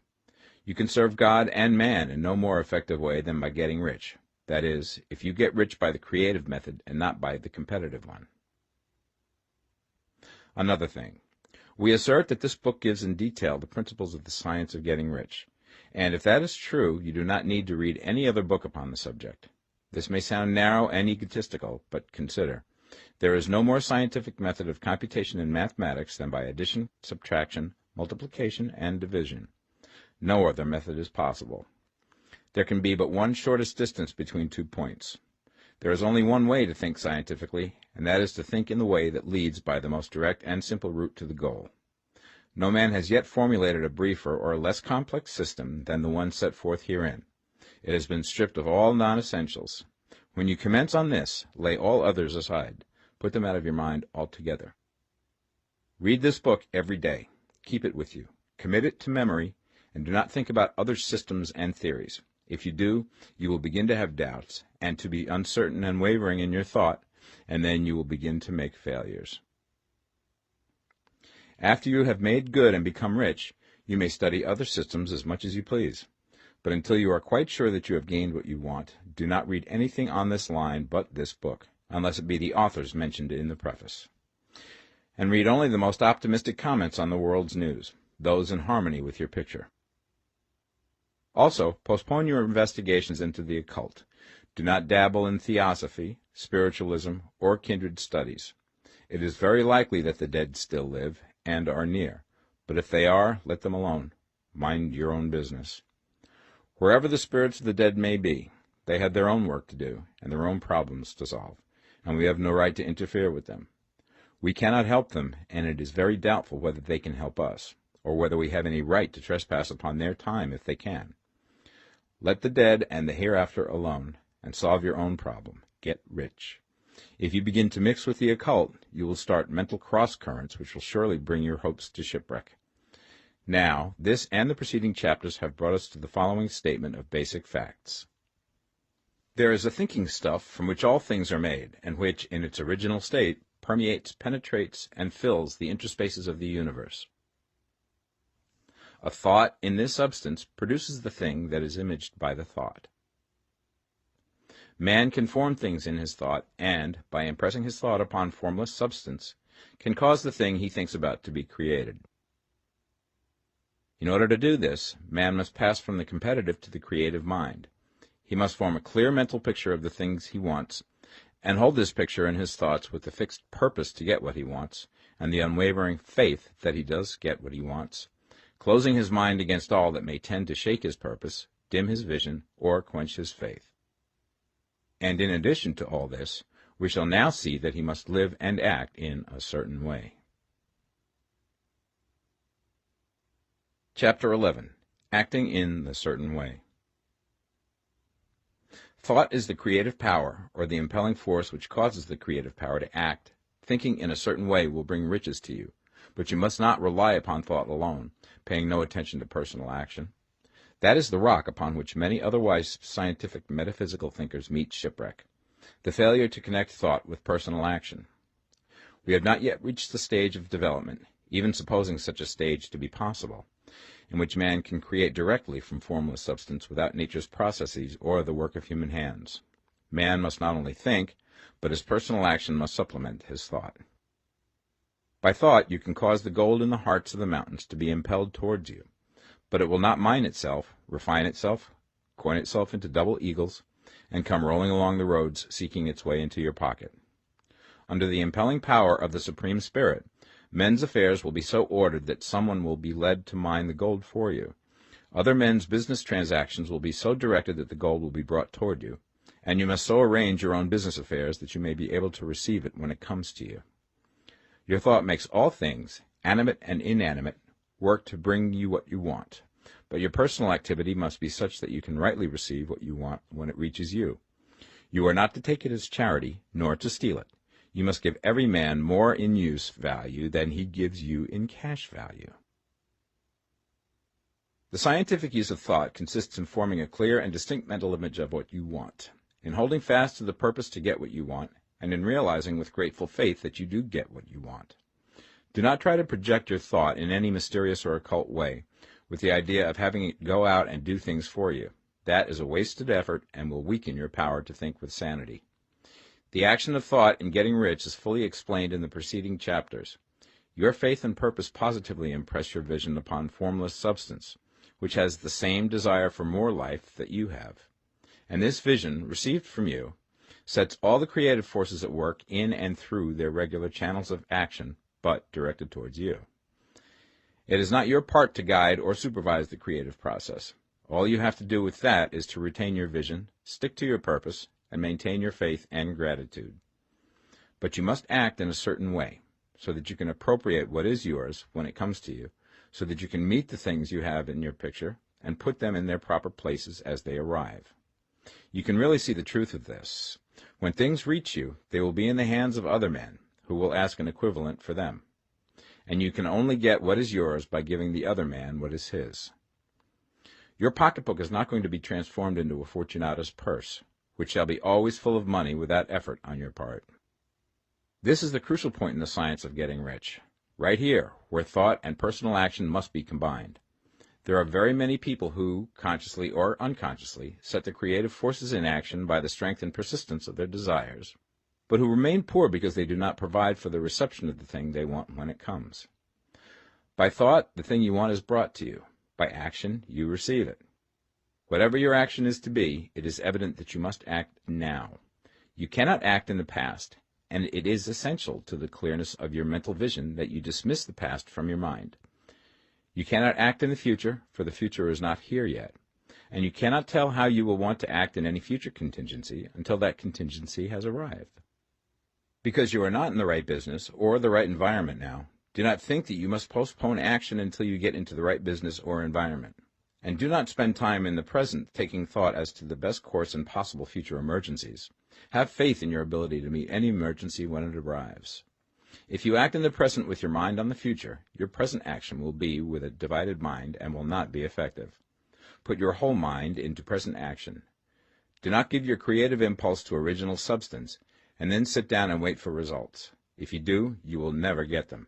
Act now. There is never any time but now, and there never will be any time but now. If you are ever to begin to make ready for the reception of what you want, you must begin now. And your action, whatever it is, must most likely be in your present business or employment, and must be upon the persons and things in your present environment. You cannot act where you are not, you cannot act where you have been, and you cannot act where you are going to be. You can act only where you are. Do not bother as to whether yesterday's work was well done or ill done. Do today's work well. Do not try to do tomorrow's work now. There will be plenty of time to do that when you get to it. Do not try, by occult or mystical means, to act on people or things that are out of your reach. Do not wait for a change of environment. Before you act, get a change of environment by action. You can so act upon the environment in which you are now as to cause yourself to be transferred to a better environment. Hold with faith and purpose the vision of yourself in the better environment, but act upon your present environment with all your heart and with all your strength and with all your mind. Do not spend any time in daydreaming or castle building. Hold to the one vision of what you want and act now. Do not cast about seeking some new thing to do, or some strange, unusual, or remarkable action to perform as a first step towards getting rich. It is probable that your actions, at least for some time to come, will be those you have been performing for some time past, but you are to begin now to perform these actions in a certain way, which will surely make you rich. If you are engaged in some business and feel that it is not the right one for you, do not wait until you get into the right business before you begin to act. Do not feel discouraged, or sit down and lament because you are misplaced. No man was ever so misplaced that he could not find the right place, and no man ever became so involved in the wrong business but that he could get into the right business. Hold the vision of yourself in the right business, with the purpose to get into it, and the faith that you will get into it, and are getting into it, but act in your present business. Use your present business as the means of getting a better one, and use your present environment as the means of getting into a better one. Your vision of the right business, if held with faith and purpose, will cause the Supreme to move the right business towards you, and your action, if performed in a certain way, will cause you to move towards the business. If you are an employee or wage earner and feel that you must change places in order to get what you want, do not project your thought into space and rely upon it to get you another job. It will probably fail to do so. Hold the vision of yourself in the job you want, while you act with faith and purpose on the job you have, and you will certainly get the job you want. Your vision and faith will set the creative force in motion to bring it toward you, and your action will cause the forces in your own environment to move you toward the place you want. In closing this chapter, we will add another statement to our syllabus. There is the thinking stuff from which all things are made, and which, in its original state, permeates, penetrates, and fills the interspaces of the universe. A thought in this substance produces the thing that is imaged by the thought. Man can form things in his thought, and, by impressing his thought upon formless substance, can cause the thing he thinks about to be created. In order to do this, man must pass from the competitive to the creative mind. He must form a clear mental picture of the thing he wants, and hold this picture in his thoughts with the fixed purpose to get what he wants, and the unwavering faith that he does get what he wants, closing his mind to all that may tend to shake his purpose, dim his vision, or quench his faith. That he may receive what he wants when it comes, man must act now upon the people and things in his present environment. Chapter 12. Efficient Action. You must use your thought as directed in previous chapters, and begin to do what you can do where you are, and you must do all that you can do where you are. You can advance only by being larger than your present place, and no man is larger than his present place who leaves undone any of the work pertaining to that place. The world is advanced only by those who more than fill their present places. If no man quite filled his present place, you can see that there must be a going backward in everything. Those who do not quite fill their present places are dead weight upon society, government, commerce, and industry. They must be carried along by others at a great expense. The progress of the world is retarded only by those who do not fill the places they are holding. They belong to a former age and a lower stage or plane of life, and their tendency is towards degeneration. No society could advance if every man was smaller than his place. Social evolution is guided by the law of physical and mental evolution. In the animal world, evolution is caused by excess of life. When an organism has more life than can be expressed in the function of its own plane, it develops the organs of a higher plane, and a new species is originated. There never would have been new species had there not been organisms which more than filled their places. The law is exactly the same for you. Your getting rich depends upon your applying this principle to your own affairs. Every day is either a successful day or a day of failure, and it is the successful days which get you what you want. If every day is a failure, you can never get rich, while if every day is a success, you cannot fail to get rich. If there is something that may be done today, and you do not do it, you have failed in so far as that thing is concerned, and the consequences may be more disastrous than you imagine. You cannot foresee the results of even the most trivial act. You do not know the workings of all the forces that have been set moving in your behalf. Much may be depending on your doing some simple act. It may be the very thing which is to open the door of opportunity to very great possibilities. You can never know all the combinations which supreme intelligence is making for you in the world of things and of human affairs. Your neglect or failure to do some small thing may cause a long delay in getting what you want. Do, every day, all that can be done that day. There is, however, a limitation or qualification of the above that you must take into account. You are not to overwork, not to rush blindly into your business in the effort to do the greatest possible number of things in the shortest possible time. You are not to try to do tomorrow's work today, nor to do a week's work in a day. It is really not the number of things you do, but the efficiency of each separate action that counts. Every act is, in itself, either a success or a failure. Every act is, in itself, either effective or inefficient. Every inefficient act is a failure, and if you spend your life in doing inefficient acts, your whole life will be a failure. The more things you do, the worse for you if all your acts are inefficient ones. On the other hand, every efficient act is a success in itself, and if every act of your life is an efficient one, your whole life must be a success. The cause of failure is doing too many things in an inefficient manner, and not doing enough things in an efficient manner. You will see that it is a self-evident proposition that if you do not do any inefficient acts, and if you do a sufficient number of efficient acts, you will become rich. If, now, it is possible for you to make each act an efficient one, you see again that the getting of riches is reduced to an exact science, like mathematics. The matter turns, then, on the questions whether you can make each separate act a success in itself, and this you certainly can do. You can make each act a success because all power is working with you, and all power cannot fail. Power is at your service, and to make each act efficient, you have only to put power into it. Every action is either strong or weak, and when every one is strong, you are acting in a certain way, which will make you rich. Every act can be made strong and efficient by holding your vision while you are doing it, and putting the whole power of your faith and purpose into it. It is at this point that the people fail who separate mental power from personal action. They use the power of the mind in one place and at one time, and they act in another place at another time. So their acts are not successful in themselves. Too many of them are inefficient.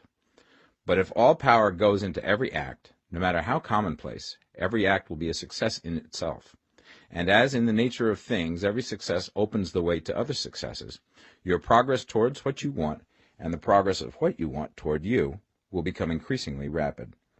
Remember that successful action is cumulative in its results, since the desire for more life is inherent in all things. When a man begins to move towards larger life, more things attach themselves to him, and the influence of his desire is multiplied. Do, every day, all that you can do that day, and do each act in an efficient manner. In saying that you must hold your vision while you are doing each act, however trivial or commonplace, I do not mean to say that it is necessary at all times to see the vision distinctly to its smallest details.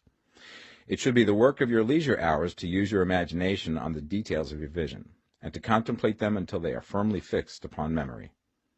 If you wish speedy results, spend practically all your spare time in this practice. By continuous contemplation you will get the picture of what you want, even to the smallest details, so firmly fixed upon your mind and so completely transferred to the mind of formless substance, that in your working hours you need only to mentally refer to the picture to stimulate your faith and purpose, and cause your best effort to be put forth. Contemplate your picture in your leisure hours until your consciousness is so full of it that you can grasp it instantly. You will become so enthused with its bright promises that the mere thought of it will call forth the strongest energies of your whole being. Let us again repeat our syllabus, and by slightly changing the closing statements, bring it to the point we have now reached. There is a thinking stuff from which all things are made, and which, in its original state, permeates, penetrates, and fills the interspaces of the universe. A thought in this substance produces the thing that is imaged by the thought. Man can form things in his thought, and, by impressing his thought upon formless substance, can cause the thing he thinks about to be created. In order to do this, man must pass from competitive to the creative mind. He must form a clear mental picture of the thing he wants, and do, with faith and purpose, all that can be done each day, doing each separate thing in an efficient manner. Chapter 13. Getting into the right business. Success in any particular business depends for one thing upon your possessing in a well-developed state the faculties required in that business. Without good musical faculty, no one can succeed as a teacher of music. Without well-developed mechanical faculties, no one can achieve great success in any of the mechanical trades. Without tact and the commercial faculties, no one can succeed in the mercantile pursuits. But to possess in a well-developed state the faculties required in your particular vocation does not ensure getting rich. There are musicians who have remarkable talent and who yet remain poor. There are blacksmiths, carpenters, and so on who have excellent mechanical ability, but who do not get rich, and there are merchants with good faculties for dealing with men who nevertheless fail. The different faculties are tools. It is essential to have good tools, but it is also essential that the tools should be used in the right way.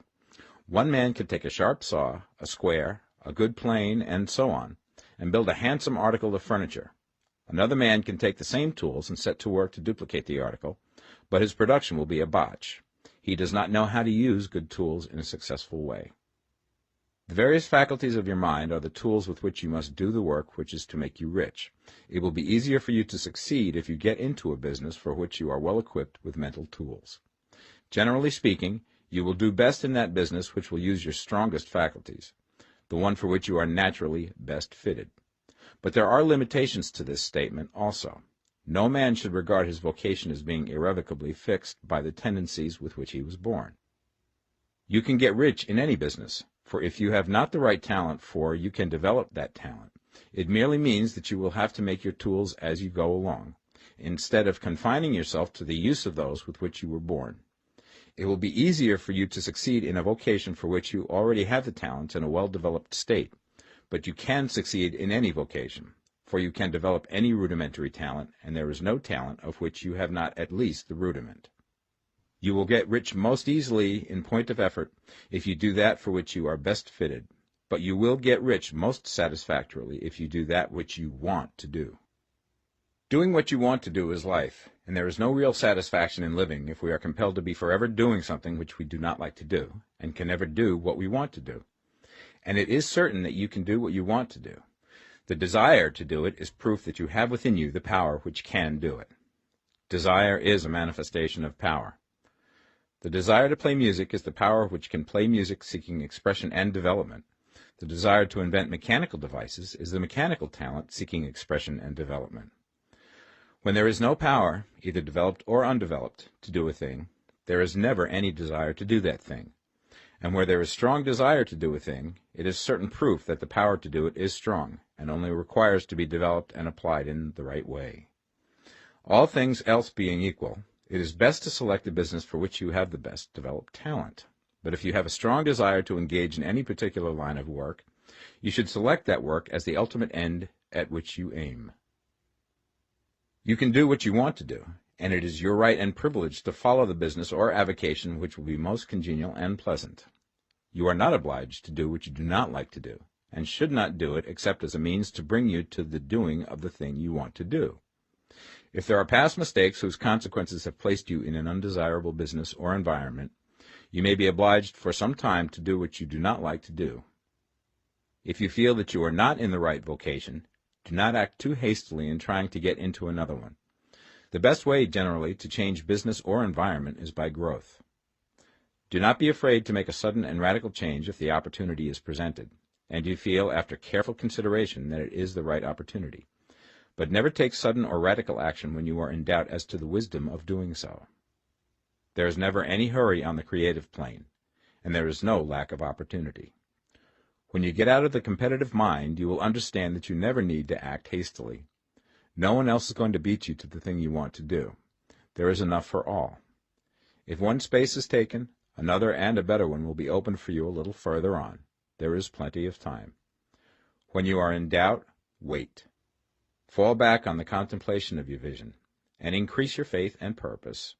And by all means, in times of doubt and indecision, cultivate gratitude. A day or two spent in contemplating the vision of what you want, and in earnest thanksgiving that you are getting it, will bring your mind into such close relationship with the Supreme that you will make no mistake when you do act. There is a mind which knows all there is to know, and you can come into close unity with this mind by faith and the purpose to advance in life, if you have deep gratitude. Mistakes come from acting hastily, or from acting in fear or doubt, or in forgetfulness of the right motive, which is more life to all and less to none. As you go on in the certain way, opportunities will come to you in increasing number, and you will need to be very steady in your faith and purpose, and to keep in close touch with the all-mind by reverent gratitude. Do all that you can do in a perfect manner every day, but do it without haste, worry, or fear. Go as fast as you can, but never hurry. Remember that in the moment you begin to hurry, you cease to be a creator and become a competitor. you drop back upon the old plane again. Whenever you find yourself hurrying, call a halt. Fix your attention on the mental image of the thing you want, and begin to give thanks that you are getting it. The exercise of gratitude will never fail to strengthen your faith and renew your purpose. Chapter 14. The Impression of Increase. Whether you change your vocation or not, your actions for the present must be those pertaining to the business in which you are now engaged. You can get into the business you want by making constructive use of the business you are already established in, by doing your daily work in a certain way. And insofar as your business consists in dealing with other men, whether personally or by letter, the key thought of all your efforts must be to convey to their minds the impression of increase. Increase is what all men and women are seeking. It is the urge of the formless intelligence within them, seeking fuller expression. The desire for increase is inherent in all nature. It is the fundamental impulse of the universe. All human activities are based on the desire for increase. People are seeking more food, more clothes, better shelter, more luxury, more beauty, more knowledge, more pleasure. Increase in something, more life. Every living thing is under this necessity for continuous advancement. Where increase of life ceases, dissolution and death set in at once. Man instinctively knows this, and hence he is forever seeking more. This law of perpetual increase is set forth by Jesus in the parable of the talents. Only those who gain more retain any. From him who hath not shall be taken away even that which he hath. The normal desire for increased wealth is not an evil or a reprehensible thing. It is simply the desire for more abundant life. It is aspiration. And because it is the deepest instinct of their natures, all men and women are attracted to him who can give them more of the means of life. In following the certain way, you are getting continuous increase for yourself, and you are giving it to all with whom you deal. You are a creative center from which increase is given off to all. Be sure of this, and convey assurance of the fact to every man, woman, and child with whom you come in contact. No matter how small the transaction, even if it be only the selling of a stick of candy to a little child, put into it the thought of increase, and make sure that the customer is impressed with the thought. Convey the impression of advancement with everything you do, so that all people shall receive the impression that you are an advancing man, and that you advance all who deal with you. Even to the people whom you meet in a social way, without any thought of business, and to whom you do not try to sell anything, give the thought of increase. You can convey this impression by holding the unshakable faith that you, yourself, are in the way of increase, and by letting this faith inspire, fill, and permeate every action. Do everything that you do in the firm conviction that you are an advancing personality, and that you are giving advancement to everybody. Feel that you are getting rich, and that in doing so you are making others rich, and conferring benefits to all. Do not boast or brag of your success, or talk about it unnecessarily. True faith is never boastful. Wherever you find a boastful person, you find one who is secretly doubtful and afraid. Simply feel the faith, and let it work out in every transaction. Let every act and tone and look express the quiet assurance that you are getting rich, that you are already rich. Words will not be necessary to communicate this feeling to others. They will feel the sense of increase when in your presence, and will be attracted to you again. You must so impress others that they will feel that in associating with you they will get increase for themselves. See that you give them a use value greater than the cash value you are taking from them. Take an honest pride in doing this, and let everybody know it, and you will have no lack of customers. People will go where they are given increase, and the Supreme, which desires increase in all, and which knows all, will move towards you men and women who have never heard of you. Your business will increase rapidly, and you will be surprised at the unexpected benefits which will come to you. You will be able from day to day to make larger combinations, secure greater advantages, and to go on into a more congenial vocation if you desire to do so. You must never lose sight of your vision of what you want, or your faith and purpose to get what you want. Let me here give you another word of caution in regards to motives. Beware of the insidious temptation to seek for power over other men. Nothing is so pleasant to the unformed or partially developed mind as the exercise of power or dominion over others. The desire to rule for selfish gratification has been the curse of the world. For countless ages, kings and lords have drenched the earth with blood in their battles to extend their dominions, this not to seek more life for all, but to get more power for themselves. Today, the main motive in the business and industrial world is the same. Men marshal their armies of dollars and lay waste the lives and hearts of millions in the same mad scramble for power over others. Commercial kings, like political kings, are inspired by the lust for power. Jesus saw in this desire for mastery the moving impulse of that evil world he sought to overthrow. Read the 23rd chapter of Matthew and see how he pictures the lust of the Pharisees to be called master, to sit in the high places, to domineer over others, and to lay burdens on the backs of the less fortunate. And note how he compares this lust for dominion with the brotherly seeking for the common good to which he calls his disciples. Look out for the temptation to seek for authority, to become a master, to be considered as one who is above the common herd, to impress others by lavish display, and so on. The mind that seeks for mastery over others is the competitive mind, and the competitive mind is not the creative one. In order to master your environment and your destiny, it is not at all necessary that you should rule over your fellow men, and indeed, when you fall into the world's struggle for the high places, you begin to be conquered by fate and environment, and your getting rich becomes a matter of chance and speculation. Beware the competitive mind. No better statement of the principle of creative action can be formulated than the favorite declaration of the late Golden Rule Jones of Toledo. What I want for myself, I want for everybody. Chapter 15. The Advancing Man. What I have said in the last chapter applies as well to the professional man and the wage earner as to the man who is engaged in mercantile business. No matter whether you are a physician, a teacher, or a clergyman, if you can give increase of life to others and make them sensible of the fact, they will be attracted to you and you will get rich. The physician who holds the vision of himself as a great and successful healer, and who works towards the complete realization of that vision with faith and purpose, as described in former chapters, will come into such close touch with the source of life that he will be phenomenally successful. Patients will come to him in throngs. No one has a greater opportunity to carry into effect the teaching of this book than the practitioner of medicine. It does not matter to which of the various schools he may belong, for the principle of healing is common to all of them, and may be reached by all alike. The advancing man in medicine, who holds to a clear mental image of himself as successful, and who obeys the laws of faith, purpose, and gratitude, will cure every curable disease he undertakes, no matter what remedies he may use. In the field of religion, the world cries out for the clergyman who can teach his hearers the true science of abundant life. He who masters the details of the science of getting rich, together with the allied sciences of being well, of being great, and of winning love, and who teaches these details from the pulpit, will never lack for a congregation. This is the gospel that the world needs. It will give increase of life, and men will hear it gladly, and will give liberal support to the man who brings it to them. What is now needed is a demonstration of the science of life from the pulpit.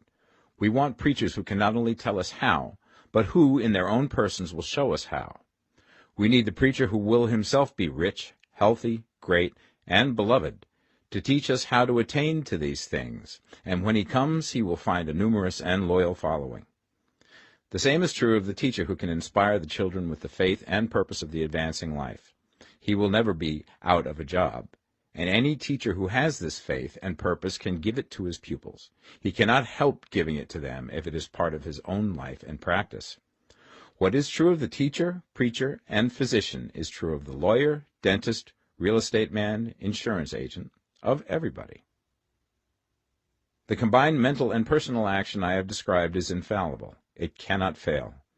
Every man and woman who follows these instructions steadily, perseveringly, and to the letter, will get rich. The law of the increase of life is as mathematically certain in its operation as the law of gravitation. Getting rich is an exact science. The wage earner will find this as true of his case as of any others mentioned.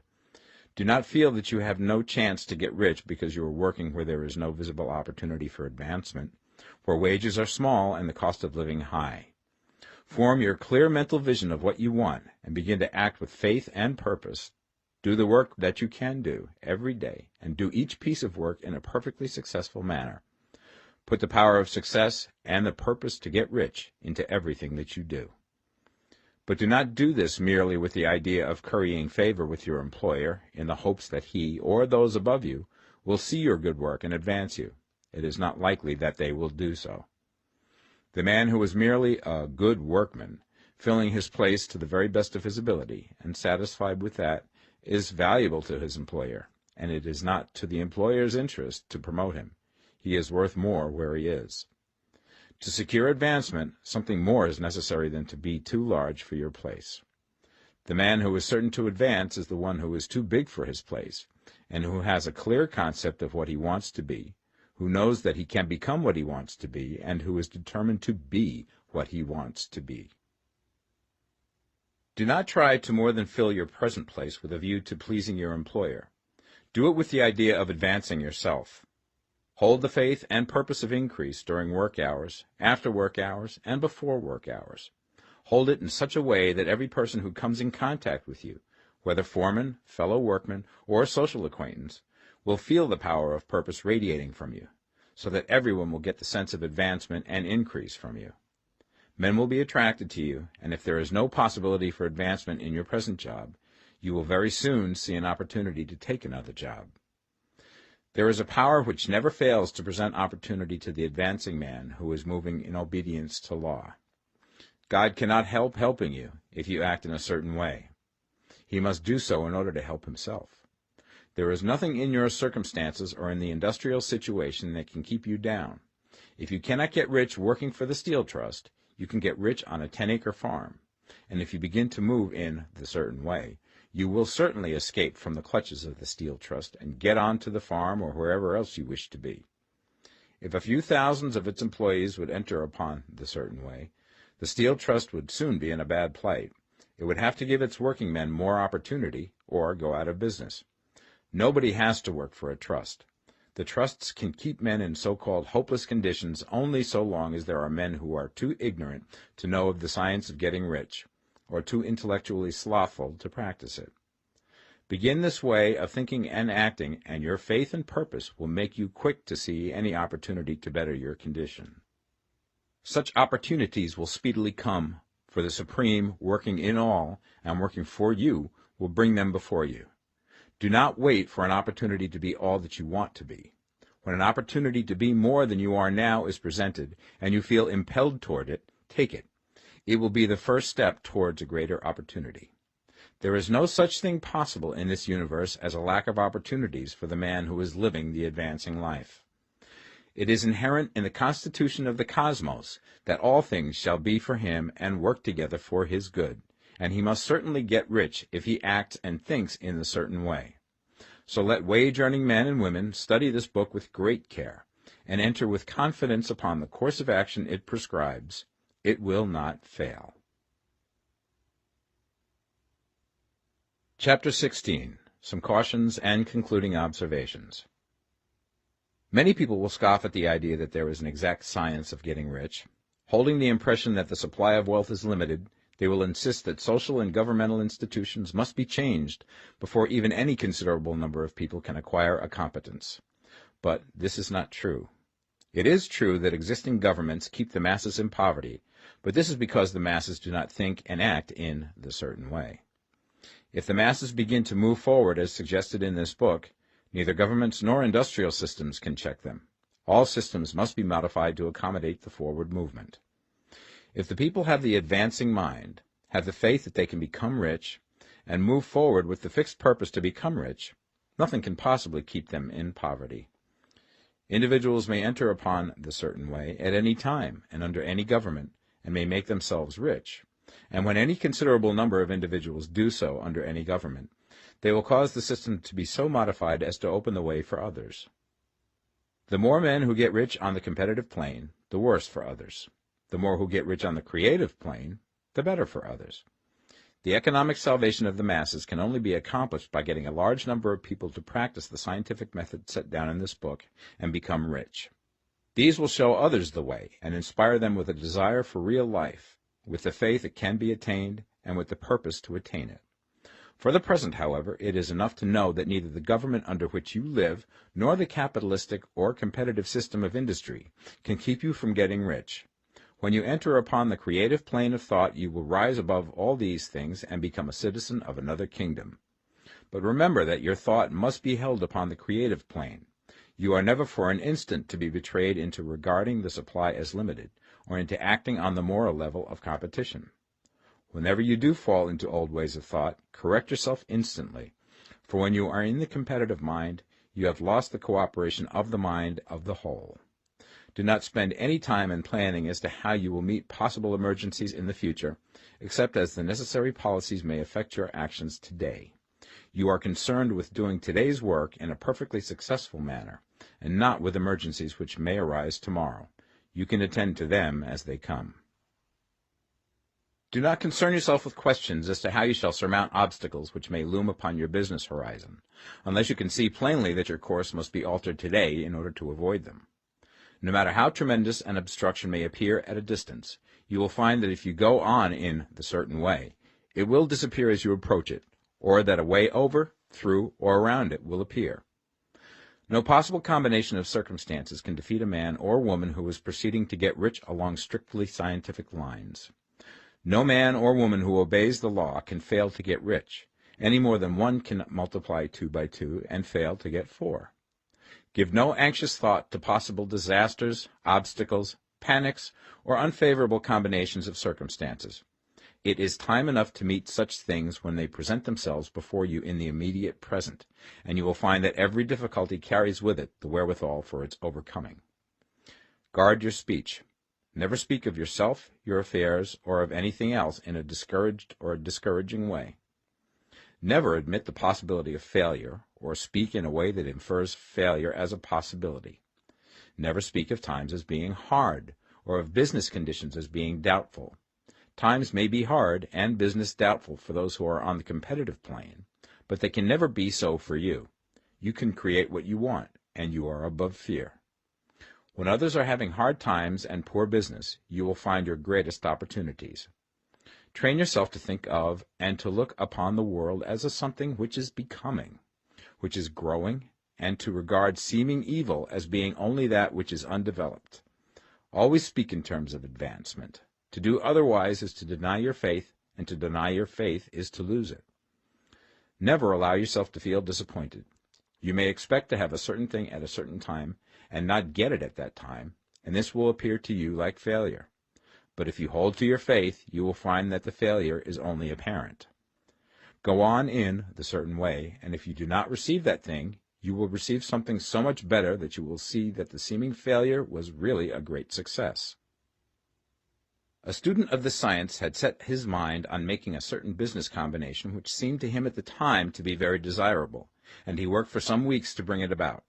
When the crucial time came, the thing failed in a perfectly inexplicable way. It was as if some unseen influence had been working secretly against him. He was not disappointed. On the contrary, he thanked God that his desire had been overruled, and went steadily on with a grateful mind.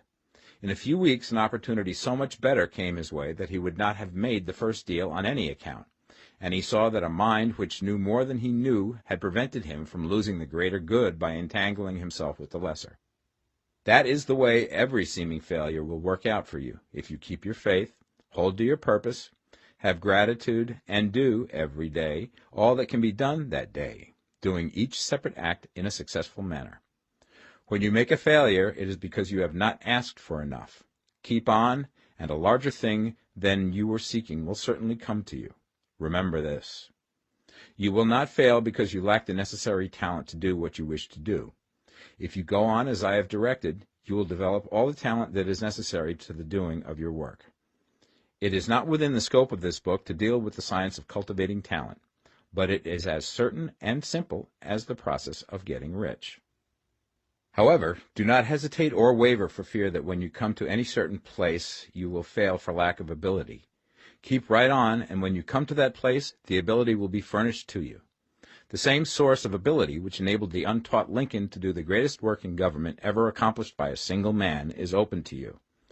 You may draw upon all the mind there is for wisdom to use in meeting the responsibilities which are laid upon you. Go on in full faith. Study this book. Make it your constant companion until you have mastered all the ideas contained in it. While you are getting firmly established in this faith, you will do well to give up most recreations and pleasure, and to stay away from places where ideas conflicting with these are advanced in lectures or sermons. Do not read pessimistic or conflicting literature or get into arguments upon the matter. Do very little reading, outside of the writers mentioned in the preface. Spend most of your leisure time in contemplating your vision, and in cultivating gratitude, and in reading this book. It contains all you need to know of the science of getting rich, and you will find all the essentials summed up in the following chapter. Chapter 17. Summary of the Science of Getting Rich. There is a thinking stuff from which all things are made, and which, in its original state, permeates, penetrates, and fills the interspaces of the universe. A thought in this substance produces the thing that is imaged by the thought. Man can form things in his thought, and by impressing his thought upon formless substance can cause the thing he thinks about to be created. In order to do this, man must pass from the competitive to the creative mind, otherwise he cannot be in harmony with the formless intelligence, which is always creative and never competitive in spirit. Man may come into full harmony with the formless substance by entertaining a lively and sincere gratitude for the blessings it bestows upon him. Gratitude unifies the mind of man with the intelligence of substance, so that man's thoughts are received by the formless. Man can remain upon the creative plane only by uniting himself with the formless intelligence through a deep and continuing feeling of gratitude.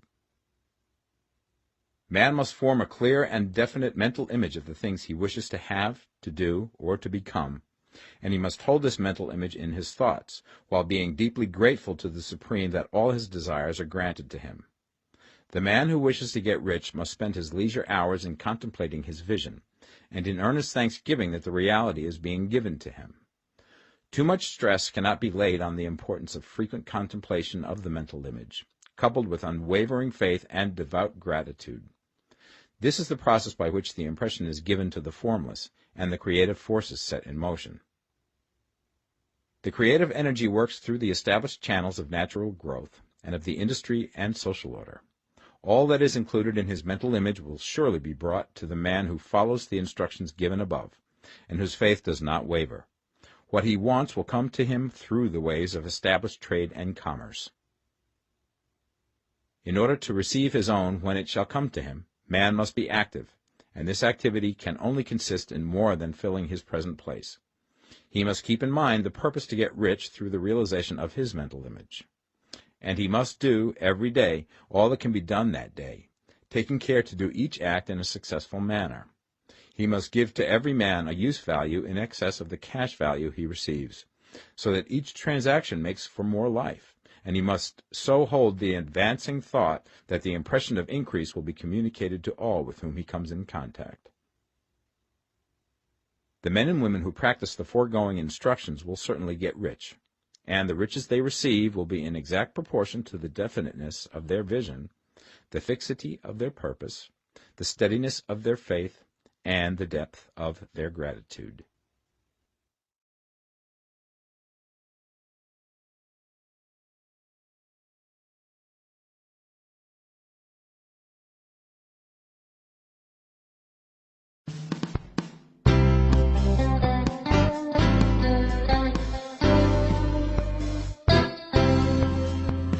The Science of Getting Rich by Wallace D. Wattles.